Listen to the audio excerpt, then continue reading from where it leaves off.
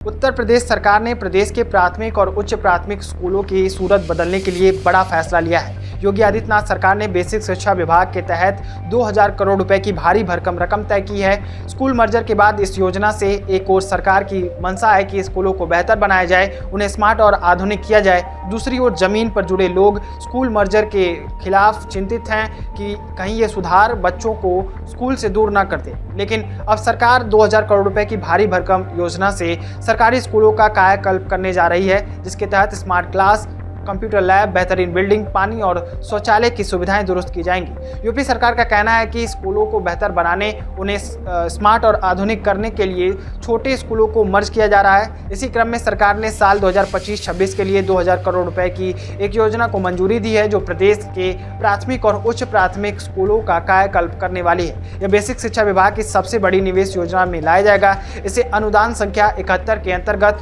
बृहद निर्माण कार्य मद से खर्च किया जाएगा। बेसिक शिक्षा मंत्री संदीप सिंह का कहना है कि सीएम योगी के विजन के तहत शिक्षा को सिर्फ स्कूल अटेंडेंस तक सीमित नहीं रखा जा रहा, बल्कि रचनात्मक, तकनीकी और बौद्धिक रूप से मजबूत बनाने पर जोर दिया जा रहा है। उनका कहना है कि सरकार यह तय करने में लगी है कि आने वाले समय में यूपी को देश के अग्रणी शिक्षा राज्यों में गिना जाए। इसके लिए तकनीक, पारदर्शिता और नए प्रयोगों पर काम हो रहा है। इस योजना के मुताबिक अब स्कूलों का विकास उनके नामांकन यानी बच्चों की संख्या के आधार पर किया जाएगा। यानी जिन स्कूलों में 500 या उससे ज़्यादा बच्चे पढ़ रहे हैं, उन्हें आदर्श विद्यालय के रूप में बेहतरीन सुविधाएं दी जाएंगी। ये स्कूल स्मार्ट क्लास से लेकर कंप्यूटर लैब, क्लब लैब और मल्टीपर्पज हॉल जैसी चीज़ों से लैस होंगे। सरकार का मानना है कि इससे संसाधनों का सही इस्तेमाल होगा और ज़्यादा बच्चों को एक बेहतर स्कूल मिल पाएगा। इस योजना के तहत सरकारी स्कूलों में कई नई सुविधाएं भी जोड़ी जाएंगी। इसमें smart class, computer lab, library, MDM shed, ramp, चारदीवारी, टॉयलेट, पीने का पानी और बच्चों के लिए खेलने सीखने की जगहें जैसे कई नए चीज़ें शामिल की जाएंगी। सरकार का मानना है कि इससे सिर्फ स्कूलों की इमारतें सुंदर नहीं होंगी, बल्कि बच्चों का सीखने का अनुभव भी बेहतर होगा। इससे बच्चों की उपस्थिति और रुचि और इसके साथ पढ़ाई में भी सुधार की उम्मीद है।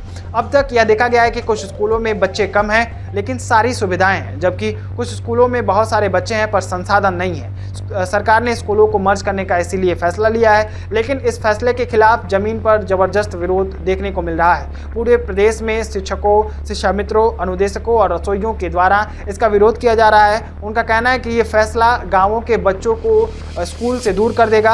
अगर बच्चों को पढ़ने के लिए 1-2 किलोमीटर दूर जाना पड़ेगा तो ज़्यादा संभावना है कि वो स्कूल ही छोड़ देंगे। खासकर गरीब परिवारों के लिए ये और भी मुश्किल होगा। फिलहाल रिपोर्ट्स के मुताबिक यूपी में करीब 1.3 लाख सरकारी प्राथमिक और उच्च प्राथमिक स्कूल हैं, जिनमें लाखों बच्चे पढ़ते हैं। ये स्कूल कई सालों से सुधार की मांग कर रहे थे।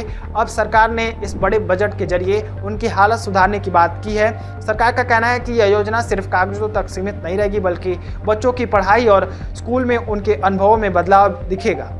स्कूल शिक्षा महानिदेशक कंचन वर्मा के मुताबिक इस रणनीति से नामांकन बढ़ेगा, बच्चों के बीच आपसी सीखने की भावना बढ़ेगी, कक्षा में उनकी सक्रियता बढ़ेगी और शिक्षकों को पढ़ाने में सुविधा होगी। सरकार के वित्त विभाग ने भी साफ निर्देश दिए हैं कि काम दोहरे खर्चे और फिजूल खर्ची से बचाकर होना चाहिए। कौन सी एजेंसी काम करेगी, ये भी नियमों के हिसाब से तय किया जाएगा। राज्य स्तर पर पूरे काम की निगरानी होगी और यह सुनिश्चित किया जाएगा कि हर स्कूल तक पैसा और सुविधा सही समय तक पहुँचे।